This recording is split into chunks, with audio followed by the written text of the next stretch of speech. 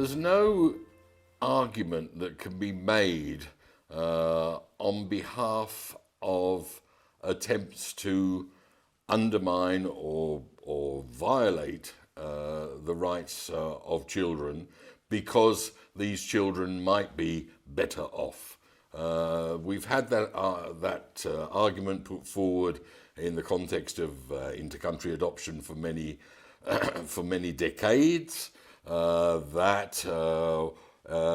mind the methods used, the goal is so noble that it excuses any methods used. It doesn't wash. It doesn't wash. You cannot build a relationship, and you can't build a child's development on a lie, on missing pieces, on the sure knowledge that eventually truth will come out for at least most of these children, and that they will have suffered as a result in terms of their emotional stability, their feeling of self-worth, and their general relationships with others. I will never accept that this kind of justification for unlawful means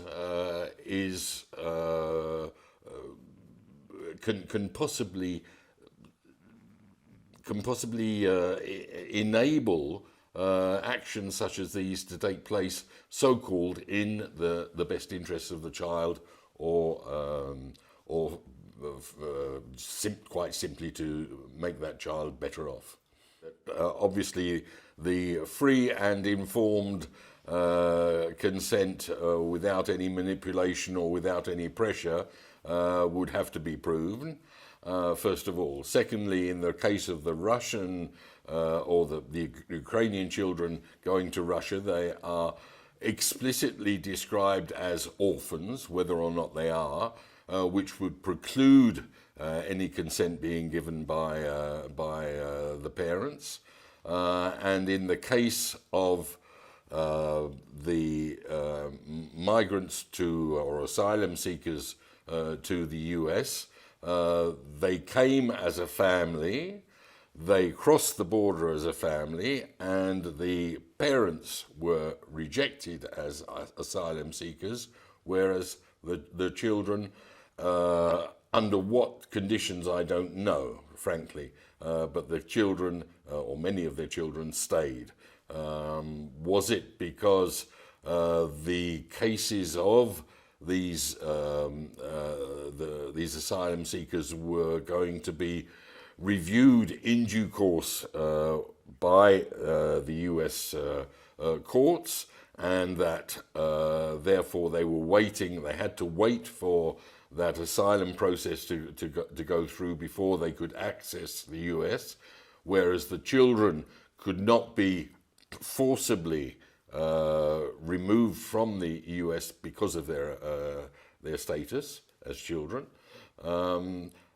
There are probably many scenarios that explain what happened, but again, I would doubt very much that there was free and informed consent to separation. They didn't come to the US to separate from their children. They came to the US in order to be with their children in the US.